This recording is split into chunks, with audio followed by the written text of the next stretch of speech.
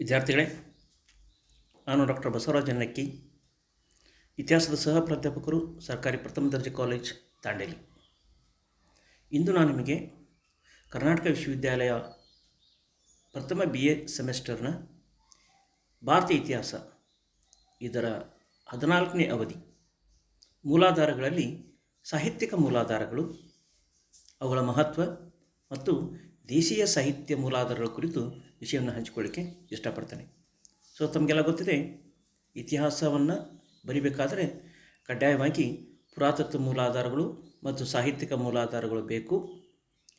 ಸಾಹಿತ್ಯಿಕ ಮೂಲಾಧಾರಗಳನ್ನು ಅಧ್ಯಯನ ದೃಷ್ಟಿಯಿಂದ ಮುಖ್ಯವಾಗಿ 2 ಭಾಗಗಳನ್ನಾಗಿ ವಿಂಗಡಣೆ ಮಾಡಿದೆ. ಒಂದು ಇಂಡಿಜಿನಿಯಸ್ ಲಿಟರರಿ ಸೋರ್ಸಸ್, ಇನ್ನೊಂದು ಫಾರಿನ್ ಲಿಟರರಿ ಸೋರ್ಸಸ್, ಅಂದರೆ ದೇಶೀಯ ಸಾಹಿತ್ಯ ಕೃತಿಗಳು ಮತ್ತೊಂದು ವಿದೇಶ ಸಾಹಿತ್ಯ ಕೃತಿಗಳು. ಹಾಗಾದರೆ ದೇಶೀಯ ಸಾಹಿತ್ಯ ಕೃತಿಗಳಂದರೆ ಏನು? So what do mean by indigenous sources? The definition is very simple. Literary works written by Indians or Indian scholars can be called as indigenous literary sources. So they were in the court of ancient kingdoms and they got royal patronage to write works of different types. ಪ್ರಾಚೀನ ಕಾಲದಲ್ಲಿ ರಾಜ ಮಹಾರಾಜರು ಅವರು ಬರೆದ್ರು, ರಾಣಿಯರು ಬರೆದ್ರು, ಜೊತೆಗೆ ಅವರ ಅಧೀನದಲ್ಲಿರ್ತಕ್ಕಂಥ ವಿದ್ವಾಂಸರು ಸಹಿತ ಸಾಹಿತ್ಯ ಕೃತಿಗಳನ್ನು ರಚನೆ ಮಾಡಲಿಕ್ಕೆ ಪ್ರೋತ್ಸಾಹ ಕೊಟ್ಟರು. ಸೊ ಭಾರತೀಯರಿಂದ ಬರೆಯಲ್ಪಟ್ಟಂಥ ಕೃತಿಗಳಿಗೆ ದೇಶೀಯ ಸಾಹಿತ್ಯ ಕೃತಿಗಳಂತೇಳಿ ಕರೀತಾರೆ. ಇನ್ನು ಕೆಲವು ಕೃತಿಗಳನ್ನು ಅದರ ಲೇಖಕರು ಯಾರು ಅನ್ನೋದು ಗೊತ್ತಿಲ್ಲ, ಆದರೆ ಅವು ವಂಶ ಪಾರಂಪರ್ಯವಾಗಿ ಮೌಖಿಕವಾಗಿ ಬರ್ತಾ ಕೊನೆಗೆ ಒಂದು ಸಲ ಅವು ದಾಖಲಿಸಲ್ಪಟ್ಟು ಅಂಥ ಕೃತಿಗಳಂತಂದರೆ ಉದಾಹರಣೆಗೆ ವೇದಗಳು. ನಮಗೆ ರಾಮಾಯಣ ಮಹಾಭಾರತದ ಲೇಖಕರು ಗೊತ್ತಿದ್ದಾರೆ, ಪುರಾಣಗಳ ಲೇಖಕರು ಗೊತ್ತಿಲ್ಲ. 18 ಪುರಾಣಗಳಿವೆ. ಸ್ಮೃತಿಗಳ ಲೇಖಕರು ಗೊತ್ತಿದ್ದಾರೆ, ಅರಣ್ಯಕ, ಬ್ರಾಹ್ಮಣಗಳು ಅಂತೇಳಿ ಹೀಗೆ ಅನೇಕ ಕೃತಿಗಳನ್ನು ನಾವು ಕಾಣ್ತೀವಿ. ಹಾಗಾದರೆ ಇವುಗಳನ್ನು ಸಹಿತ ನಾವು ದೇಶಿ ಸಾಹಿತ್ಯ ಕೃತಿಗಳನ್ನು ಸಹಿತ ಧಾರ್ಮಿಕ ಕೃತಿಗಳು ಮತ್ತು ಧಾರ್ಮಿಕೇತರ ಕೃತಿಗಳಂತೇಳಿ ವರ್ಗೀಕರಿಸ್ಬೋದು. ಹಾಗಾದರೆ ದೇಶೀಯ ಸಾಹಿತ್ಯ ಕೃತಿಯ ಧಾರ್ಮಿಕ ಕೃತಿಗಳಲ್ಲಿ ಅಂತಂದರೆ ವೇದಗಳು, ಮಹಾಕಾವ್ಯಗಳಾದ ರಾಮಾಯಣ ಮತ್ತು ಮಹಾಭಾರತ, ಪುರಾಣಗಳು, ಉಪನಿಷತ್ತುಗಳು, ಬೌದ್ಧ ಧರ್ಮದ ತ್ರಿಪಿಟಕಗಳು, ಜೈನ ಧರ್ಮದ ಅಂಗ ಮತ್ತು ಪೂರ್ವಾಂಗಗಳು. ಧಾರ್ಮಿಕೇತರ ಕೃತಿಗಳಲ್ಲಿ ನಾವು ಆತ್ಮಕಥೆಗಳು, ಜೀವನ ಚರಿತ್ರೆಗಳು, ನಾಟಕಗಳು, ಲೇಖನಗಳು ಮತ್ತು ಪದ್ಯಗಳನ್ನು ನೋಡ್ಬೋದು.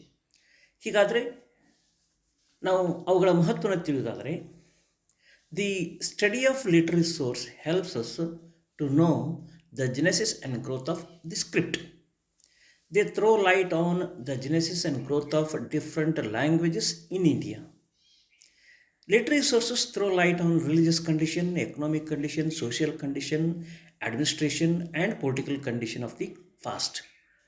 They also gives us information about the richness of literary culture of the ancient time.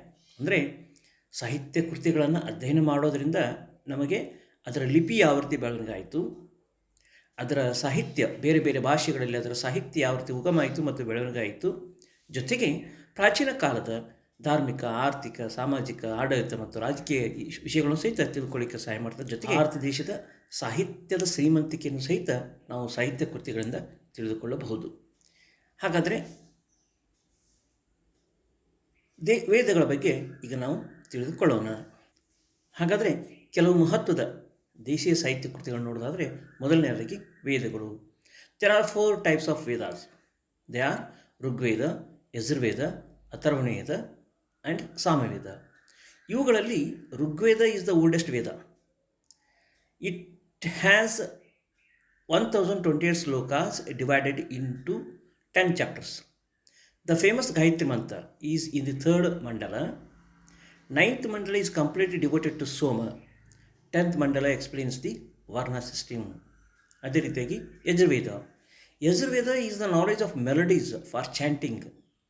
It is divided into Shukla Yajurveda and Black Yajurveda. ಅದೇ ರೀತಿಯಾಗಿ Samaveda. Samaveda it is the knowledge of sacrificial formulas for liturgy. It is the collection of melodies. It has 1549 shlokas. ಅದರಲ್ಲಿ 78 ಶ್ಲೋಕಗಳನ್ನು ನೇರವಾಗಿ ಋಗ್ವೇದದಿಂದ ತೆಗೆದುಕೊಳ್ಳಲಾಗಿದೆ. ಇವುಗಳನ್ನು ಸೋಮಯಜ್ಞದಲ್ಲಿ ಹೇಳ್ತಕ್ಕಂಥ ಮಂತ್ರಗಳಾಗಿದ್ದಾವೆ. ಅದೇ ರೀತಿಯಾಗಿ ಅಥರ್ವೇದದಲ್ಲಿ ಮಾಟ ಮಂತ್ರಗಳನ್ನು ಮಾಡೋದ್ರ ಬಗ್ಗೆ ಶ್ಲೋಕಗಳಿದ್ದಾವೆ. ಇದರಲ್ಲಿ ಒಟ್ಟು 1200 ಶ್ಲೋಕಗಳಿದ್ದಾವೆ. ಅವು ನೇರವಾಗಿ ಋಗ್ವೇದ ತೆಗೆದುಕೊಳ್ಳಲಾಗಿದೆ. It contains charms and spells towards the evils and diseases. ಹೀಗೆ ವೇದಗಳು ನಮಗೆ ಮಾಹಿತಿಯನ್ನು ಕೊಡ್ತೇವೆ. ಅದೇ ರೀತಿಯಾಗಿ ಬ್ರಾಹ್ಮಣಗಳು, these are composed after the Vedas to explain the Vedic hymns. ವೇದಗಳಲ್ಲಿರ್ತಕ್ಕಂಥ ಕೆಲವು ಶ್ಲೋಕಗಳ ಬಗ್ಗೆ ವಿಶ್ಲೇಷಣೆ ನೀಡ್ತಕ್ಕಂಥ ಕೃತಿಗಳಿಗೆ ನಾವು ಬ್ರಾಹ್ಮಣಗಳಂಥೇಳಿ ಕರಿತೇವೆ. ಇವು ಪದ್ಯ ರೂಪದಲ್ಲಿದ್ದಾವೆ. ಇವುಗಳನ್ನು ಅವುಗಳು ಒಳಗೊಂಡಿರ್ತಕ್ಕಂಥ ವಿಷಯಗಳ ಅನುಸಾರವಾಗಿ ಇವುಗಳನ್ನು ಬೇರೆ ಬೇರೆಯಾಗಿ ಕರೀತಾರೆ. ಅಂದರೆ ಪ್ರತಿಯೊಂದು ವೇದಗಳಿಗೂ ಸಹಿತ ಬ್ರಾಹ್ಮಣಗಳಿದ್ದಾವೆ. ಋಗ್ವೇದಕ್ಕೆ ಐತ್ರಿಯ ಮತ್ತು ಕೌಸ್ತಿಕ ಬ್ರಾಹ್ಮಣಗಳಿದ್ದಾವೆ. ಯಜುರ್ವೇದಕ್ಕೆ ಸತ್ಪಥ ಮತ್ತು ತೈತ್ರಿಯ ಬ್ರಾಹ್ಮಣಗಳಿದ್ದಾವೆ. ಸಾಮವೇದಕ್ಕೆ ಪಂಚವಿಷ ಮತ್ತು ಷಡವಿಷ ಅಂಥೇಳಿ ಬ್ರಾಹ್ಮಣಗಳು ಬರ್ತವೆ. ಅಥರ್ವೇದಕ್ಕೆ ಗೋಪಥ ಬ್ರಾಹ್ಮಣ ಕಂಡು ಬರ್ತದೆ. ಅದೇ ರೀತಿಯಾಗಿ ಅರಣ್ಯಕ್ಕೂ ಸಹಿತ ನಮಗೆ ಪ್ರಾಚೀನ ಇತಿಹಾಸದ ಬಗ್ಗೆ ಮಾಹಿತಿ ಕೊಡ್ತಕ್ಕಂಥ ಪ್ರಮುಖ ಸಾಹಿತ್ಯ ಕೃತಿಯಾಗಿದೆ. ಇವುಗಳನ್ನು ಅಡವಿಯಲ್ಲಿ ಬರೆದಿದ್ದರಿಂದ ಇವುಗಳಿಗೆ ಅರಣ್ಯಕ ಅಂಥೇಳಿ ಕರೀತಾರೆ. ಈ ಅರಣ್ಯಕಗಳಲ್ಲಿ ನಮಗೆ ಋಷಭ ಮತ್ತು ಹರಿಸ್ತೇನಮಿ ಎಂಬ ಹೆಸರುಗಳು ಅದರಲ್ಲಿ ಉಲ್ಲೇಖ ಬರ್ತವೆ. ಇದು ನಮಗೆ ತತ್ವಶಾಸ್ತ್ರದ ತತ್ವಗಳನ್ನು ಮತ್ತು ಬೇರೆ ಬೇರೆ ಸಮಸ್ಯೆಗಳಿಗೆ ಉತ್ತರವನ್ನು ಕೊಡ್ತಕ್ಕಂಥ ಮಾಹಿತಿ ನಮಗೆ ಈ ಅರಣ್ಯಕದಲ್ಲಿ ಸಿಗುತ್ತೆ. ಇಲ್ಲಿಯೂ ಸಹಿತ ಯಜ್ಞ ಯಾಗಾದಿಗಳನ್ನು ಆಚರಿಸುವಂಥ ಸಂದರ್ಭದಲ್ಲಿ ಅನುಸರಿಸಬೇಕಾದ ವಿಧಿವಿಧಾನಗಳ ಬಗ್ಗೆ ಸಹಿತ ನಮಗೆ ಸಾಕಷ್ಟು ಮಾಹಿತಿ ಕೊಡ್ತದೆ. ಜೊತೆಗೆ ಮಾರಲ್ ವ್ಯಾಲ್ಯೂಸ್, ನೈತಿಕ ಮೌಲ್ಯಗಳಂತೇನಿರ್ತಾವಲ್ಲ, ಆ ಮೌಲಿಕ ಗುಣಗಳ ಬಗ್ಗೆಯೂ ಮತ್ತು ಜ್ಞಾನವನ್ನು ಹೇಗೆ ಮಾಡಬೇಕು, ಯಾವ ರೀತಿ ಕರ್ಮ ಮಾರ್ಗ ಮತ್ತು ಜ್ಞಾನ ಮಾರ್ಗವನ್ನು ನಾವು ಅನುಸರಿಸಬೇಕು, ಅದನ್ನು ಅನುಸರಿಸ್ತಕ್ಕಂಥ ವಿಧಿವಿಧಾನಗಳೇನು, ಇದ್ರ ಬಗ್ಗೆಯೂ ಸಹಿತ ನಮಗೆ ಮಾಹಿತಿ ಕೊಡ್ತದೆ. ಇದರಲ್ಲೂ ಸಹಿತ ಕೆಲವು ಅರಣ್ಯಕಗಳಲ್ಲೂ ಸಹಿತ ಕೆಲವು ಪ್ರಕಾರಗಳಿದ್ದಾವೆ. ಅವುಗಳಿಗೆ ಜೈಮಿನ್ಯ, ಮೈತ್ರೇಯಾನಿ, ಐಥರೇಯ, ತೈತ್ರೇಯ, ಮಧ್ಯನಂದಿನ, ಶಂಕಯಾಂತ ಮತ್ತು ತಲ್ವರಕರ ಅಂಥೇಳಿ ಅವುಗಳನ್ನು ಸಹಿತ ವಿಂಗಡಣೆ ಮಾಡಲಾಗಿದೆ. ಅದೇ ರೀತಿಯಾಗಿ ನಮಗೆ ಮಹತ್ವದ ಮಾಹಿತಿ ಕೊಡ್ತಕ್ಕಂಥ ಸಾಹಿತ್ಯ ಕೃತಿಗಳಂತಂದರೆ ಉಪನಿಷತ್ತುಗಳ ರಚನೆಯಾಗಿದ್ದ ಕಾಲಮಾನ ಕ್ರಿಸ್ತಪೂರ್ವ 800ರಿಂದ ಕ್ರಿಸ್ತಪೂರ್ವ 500ರವರೆಗೆ.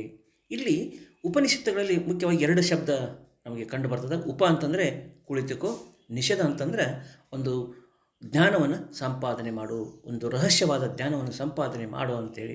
ಇವು ಸಹಿತ ತತ್ವಜ್ಞಾನದ ವಿಷಯವನ್ನು ಒಳಗೊಂಡಿರ್ತಕ್ಕಂಥ ಕೃತಿಗಳು. ಈ ಅರಣ್ಯಕಗಳಲ್ಲೂ ಸಹಿತ ನಮಗೆ ಜೇಷ, ಕಥಾ, ಕೇನ, ಮಂಡುಕ, ಬೃಹದ್ರಣ್ಯಕ, ಮುಂಡಕ, ಚಾಂದೋಗ್ಯ, ತೈತ್ರೇಯ, ಐತ್ರೇಯ ಮತ್ತು ಕೌಸ್ತಿಕ್ಯ ಅಂತೇಳಿ ಮಹತ್ವದ ಉಪನಿಷತ್ತುಗಳು ಸಹಿತ ಬರ್ತವೆ. ಇವುಗಳಲ್ಲಿ ನಮ್ಮ ಜಗತ್ತು ಅಥವಾ ವಿಶ್ವ ಯಾವ ರೀತಿ ರಚನೆಯಾಯಿತು, ಅದರ ಬೇರೆ ಬೇರೆ ಥಿಯರಿಗಳೇನು ಅನ್ನೋದ್ರ ಬಗ್ಗೆ ಸಹಿತ ನಮಗಿಲ್ಲಿ ಮಾಹಿತಿ ಕಂಡು ಬರ್ತದೆ. ಜೊತೆಗೆ ಮನುಷ್ಯ ತನ್ನ ಮೇಲೆ ಯಾವ ರೀತಿ ನಿಯಂತ್ರಣ ಹೊಂದಲಿಕ್ಕೆ ಏನೇನು ಅನುಸರಿಸಬೇಕು, ಜ್ಞಾನ ಮಾಡುವ ವಿಧಾನ ಹೇಗೆ, ಜೀವನದಲ್ಲಿ ಮೋಕ್ಷವನ್ನು ಪಡಿಬೇಕಾದ್ರೆ ಏನು ಮಾಡಬೇಕು ಅನ್ನೋದ್ರ ಬಗ್ಗೆ ಸಹಿತ ನಮಗೆ ಈ ಉಪನಿಷತ್ತುಗಳಲ್ಲಿ ಮಾಹಿತಿ ಸಿಗುತ್ತೆ.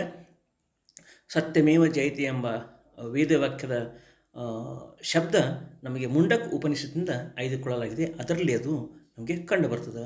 ಅದೇ ರೀತಿ ವೇದಾಂಗಗಳು ಅಂತೇಳಿ ಕರೀತಾರೆ. ವೇದಾಂಗಗಳ ರಚನೆಯಾಗಿದ್ದ ಕಾಲವನ್ನು ಕ್ರಿಸ್ತಪೂರ್ವ 600ರಿಂದ ಕ್ರಿಸ್ತಪೂರ್ವ 200ರ ಅವಧಿಯಲ್ಲಿ ಈ ವೇದಾಂಗಗಳು ರಚನೆಯಾದವು.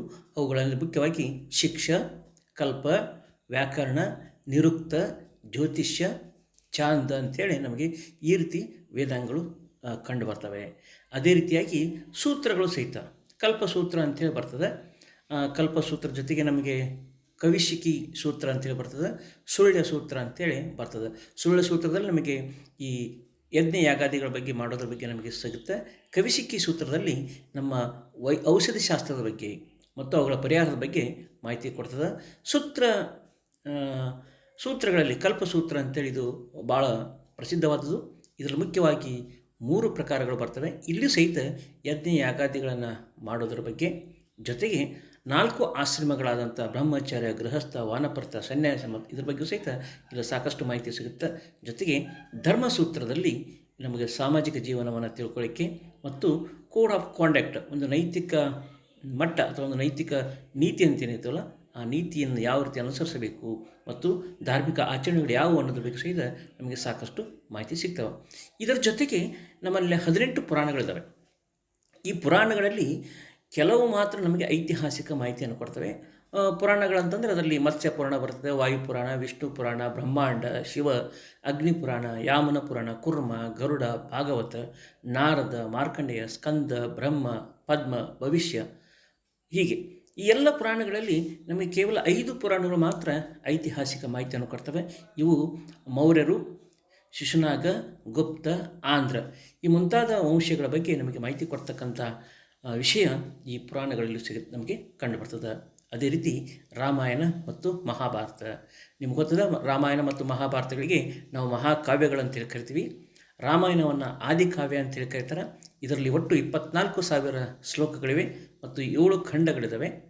ಇಲ್ಲಿ ಕುರು, ಪಾಂಚಾಲ, ಅಯೋಧ್ಯ, ಕೋಶಲ, ಗಾಂಧಾರ, ಐಹೇಯ, ಕೇಕೆಯ, ವಿದೇಯ, ಕಿಷ್ಕಿಂಧ, ಲಂಕಾ, ಮಿಥಿಲ ಈ ಮುಂತಾದ ರಾಜ್ಯಗಳ ಬಗ್ಗೆ ನಮಗಿಲ್ಲಿ ಮಾಹಿತಿ ಸಿಗುತ್ತೆ. ಅದರ ಜೊತೆಗೆ ನಮ್ಮ ಸಾಮಾಜಿಕ ಜೀವನಗಳಾದಂಥ ವಿವಾಹ ಪದ್ಧತಿಗಳಾಗಿರ್ಬೋದು, ಅದೇ ರೀತಿಯಾಗಿ ರಾಜ ಮಹಾರಾಜರು ಅನುಸರ್ತಕ್ಕಂಥ ಬಹುಪತಿತ್ವ ಪದ್ಧತಿ ಆಗಿರ್ಬೋದು, ಹೀಗೆ ಈ ವಿಷಯಗಳ ಬಗ್ಗೆ ನಮಗೆ ಸಂಪೂರ್ಣವಾದ ಮಾಹಿತಿ ಸಿಗುತ್ತೆ. ಜೊತೆಗೆ ಧರ್ಮಯುದ್ಧವನ್ನು ಯಾವ ರೀತಿ ಮಾಡಬೇಕು ಅನ್ನೋದು ಸಹಿತ ನಮಗೆ ರಾಮಾಯಣದಲ್ಲಿ ವಿಷಯ ಕಂಡುಬರ್ತದೆ. ಅದೇ ರೀತಿಯಾಗಿ ಮಹಾಭಾರತ ಇದು ಜಗತ್ತಿನಲ್ಲಿ ಅತ್ಯಂತ ದೊಡ್ಡದಂಥ ಮಹಾಕಾವ್ಯ ಅಂಥೇಳಿ ಪರಿಗಣಿಸಲ್ಪಟ್ಟದೆ. ಇದರಲ್ಲಿ 1,00,000 ಶ್ಲೋಕಗಳಿವೆ, 18 ಅಧ್ಯಾಯಗಳಿವೆ, ಅವುಗಳಿಗೆ ಪರ್ವಗಳಂತ ಹೇಳಿ ಕರೀತಾರೆ. ಇದರ ಮುಖ್ಯ ವಸ್ತು ವಿಷಯ ಏನಂತಂದ್ರೆ, it narrate the struggle between group of cousins in the Kurukshetra war. Kurukshetra ಯುದ್ಧದಲ್ಲಿ ನಡೆದಂಥ ಯುದ್ಧದ ಬಗ್ಗೆ ಇದು ಸಂಪೂರ್ಣವಾಗಿ ಮಾಹಿತಿ ಕೊಡ್ತದೆ.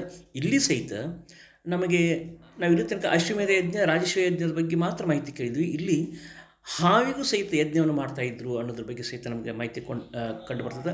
ಪಗಡೆಯಾಟ ಆಗಿರ್ಬೋದು, ಜೊತೆಗೆ ಪ್ರಮುಖ ಪಟ್ಟಣಗಳಾದ ಇಂದ್ರಪ್ರಸ್ಥ, ತಕ್ಷಶಿಲ, ವಿರಾಟ ಪರ್ವ, ಹಸ್ತಿನಾಪುರ, ದ್ವಾರಕ ಇವುಗಳ ಬಗ್ಗೆ ಸಹಿತ ನಮಗೆ ಸಾಕಷ್ಟು ಮಾಹಿತಿ ಕೊಡ್ತದೆ. ಜೊತೆಗೆ ಹಿಮಾಲಯ ಪರ್ವತ ಶ್ರೇಣಿ, ಅಲ್ಲಿರ್ತಕ್ಕಂಥ ದಟ್ಟವಾದ ಅರಣ್ಯ ಮತ್ತು ಉತ್ತರ ಮೈದಾನ ಈ ವಿಷಯಗಳ ಬಗ್ಗೆ ಸಹಿತ ನಮಗೆ ಮಹಾಭಾರತದಲ್ಲಿ ಮಾಹಿತಿ ಸಿಗುತ್ತೆ. ಇದರ ಜೊತೆಗೆ ನಾವು ಬೌದ್ಧ ಧರ್ಮವನ್ನು ತಿಳಿದುಕೊಳ್ಳಬೇಕಾದ್ರೆ ನಮ್ಮಲ್ಲಿ ಅಭಿಧಮ್ಮ ಪೀಠಕ, ಸುತ್ತ ಪೀಠಕ, ವಿನಯ ಪೀಠಕ ಮುಂತಾದ ಪ್ರಮುಖ ಕೃತಿಗಳಿದ್ದಾವೆ. ಇಲ್ಲಿ ಬೌದ್ಧ ಸನ್ಯಾಸಿಗಳು ಅನುಸರಿಸಬೇಕಾದಂಥ ನೀತಿ ನಿಯಮಗಳ ಬಗ್ಗೆ ಸಹಿತ ಮತ್ತು ಸಂಸಾರಸ್ಥ ಸಹಿತ ಯಾವ ರೀತಿ ಧರ್ಮವನ್ನು ಆಚರಣೆ ಮಾಡಬೇಕು ಅನ್ನೋದ್ರ ಬಗ್ಗೆ ನೀತಿ ನಿಯಮಗಳನ್ನು ಸಹಿತ ಒಳಗೊಂಡಂಥ ಕೃತಿಗಳು ನಮಗೆ ಬೌದ್ಧ ಧರ್ಮವನ್ನು ತಿಳ್ಕೊಳ್ಳಿಕ್ಕೆ ಭಾಳಷ್ಟು ಸಹಾಯಕಾರಿಯಾಗ್ತವೆ. ಅದೇ ರೀತಿಯಾಗಿ ಜೈನ ಧರ್ಮದಲ್ಲಿ 12 ಅಂಗಗಳು, 12 ಉಪಾಂಗಗಳು, 10 ಪ್ರಕೀರ್ಣಕಗಳು, 6 ಛಂದಸೂತ್ರ, 4 ಮಾಲಸೂತ್ರಗಳು ಸೂತ್ರಗ್ರಂಥ 2 ಸೂತ್ರ ಗ್ರಂಥಗಳು ನಮಗೆ ಲಭ್ಯವಾಗಿದ್ದಾವೆ. ಇವು ವಲ್ಲಭಿನಲ್ಲಿ ನಡೆದಂಥ ಜೈನ ಸಮ್ಮೇಳನದಲ್ಲಿ ಇವು ರಚಿಸಲ್ಪಟ್ಟು ಇವುಗಳಲ್ಲಿರತಕ್ಕಂಥ ಭಾಷೆ ಮಾಗಧಿ ಮತ್ತು ಅರ್ಧ ಮಾಗಧಿ ಭಾಷೆಗಳಲ್ಲಿ ನಮಗೆ ಈ ಜೈನ ಸಾಹಿತ್ಯ ಕೃತಿಗಳು ಕಂಡುಬರ್ತವೆ. ಹೀಗೆ ಇವೆಲ್ಲ ಧಾರ್ಮಿಕ ಕೃತಿಗಳು ಸಹಿತ ನಮ್ಮ ಭಾರತೀಯ ಇತಿಹಾಸವನ್ನು ತಿಳಿದುಕೊಳ್ಳಲು ಸಹಾಯಕಾರಿ ಆಗ್ತಕ್ಕಂಥ ಕೃತಿಗಳು. ಹಾಗಾದರೆ ಧಾರ್ಮಿಕೇತರ ಕೃತಿಗಳು ನೋಡೋದಾದರೆ ಕೌಟಿಲ್ಯನ ಅರ್ಥಶಾಸ್ತ್ರ. ಕೌಟಿಲ್ಯ ಚಂದ್ರಗುಪ್ತ ಮೌರ್ಯನ ಪ್ರಧಾನಮಂತ್ರಿ. ಈತ ಸಂಸ್ಕೃತದಲ್ಲಿ ಒಂದು ಅದ್ಭುತವಾದಂಥ ಗ್ರಂಥವನ್ನು ರಚನೆ ಮಾಡಿದ. ಇದು ಸಾರ್ವಜನಿಕ ಆಡಳಿತದ ಬಗ್ಗೆ ಮಾಹಿತಿ ಕೊಡ್ತಕ್ಕಂಥ ಏಕೈಕ ಒಂದು ಶ್ರೇಷ್ಠ ಕೃತಿ ಅಂತೇಳಿ ಪರಿಗಣಿಸಲ್ಪಟ್ಟಿದೆ. ಇಲ್ಲಿ ಅನೇಕ ವಿಚಾರಗಳನ್ನು ಕೌಟಿಲ್ಯ ವಿವರಿಸಿದ್ದಾನೆ. ಉದಾಹರಣೆಗೆ ರಾಜನ ಅರ್ಹತೆಗಳು, ರಾಜನ ಕರ್ತವ್ಯಗಳು, ಅಧಿಕಾರಿಗಳನ್ನು ಆಯ್ಕೆ ಮಾಡಿಕೊಳ್ಳುವಂಥ ಗುಣಗಳು, ಅಧಿಕಾರಿಗಳನ್ನು ಆಯ್ಕೆ ಮಾಡಿಕೊಳ್ಳುವಂಥ ಪದ್ಧತಿ, ಮಂತ್ರಿಗಳನ್ನ ಆಯ್ಕೆ ಮಾಡಿಕೊಳ್ಳುವಂಥ ಪದ್ಧತಿ ಬಗ್ಗೆ ಆಗಿರ್ಬೋದು, ಅವರ ಅರ್ಹತೆಗಳು, ತೆರಿಗೆ ಪದ್ಧತಿ, ಯುದ್ಧ ಮಾಡುವ ಕಲೆ, ಗುಪ್ತಚರ ಇಲಾಖೆ ಆಗಿರ್ಬೋದು, ಹೀಗೆ ಇನ್ನೂ ಅನೇಕ ವಿಷಯಗಳು, ಮಹತ್ವದ ವಿಷಯಗಳು ಸಹಿತ ನಮಗೆ ಅರ್ಥಶಾಸ್ತ್ರದಲ್ಲಿ ಕಂಡುಬರ್ತದೆ. ವಿಶಾಖದತ್ತ ಮುದ್ರಾ ರಾಕ್ಷಸವನ್ನು ಬರೆದ. ಅದೇ ರೀತಿಯಾಗಿ ಪಾಣಿನಿ ಬರೆದಂಥ ಅಷ್ಟಾಧ್ಯಾಯಿಯು ಸಹಿತ ನಮ್ಮ ಪ್ರಾಚೀನ ಇತಿಹಾಸವನ್ನು ತಿಳ್ಕೊಳ್ಳಿಕ್ಕೆ ಸಹಾಯಕಾರಿಯಾಗ್ತದೆ.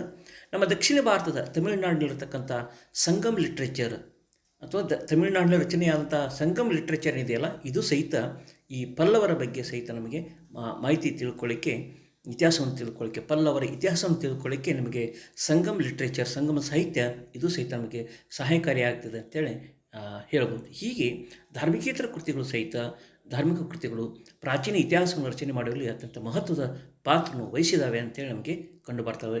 ಕೇವಲ ಇದು ಸಂಕ್ಷಿಪ್ತವಾಗಿ ಹೇಳೋದಾದರೆ ಇಷ್ಟು ಕೃತಿಗಳು, ಇನ್ನೂ ಅನೇಕ ಕೃತಿಗಳು ಸಹಿತ ನಮಗೆ ಲಭ್ಯವಾಗಿರ್ತವೆ. ಅವುಗಳನ್ನು ವಿವರವಾಗಿ ಅಧ್ಯಯನ ಮಾಡೋಣ ಅಂತ. Thank you.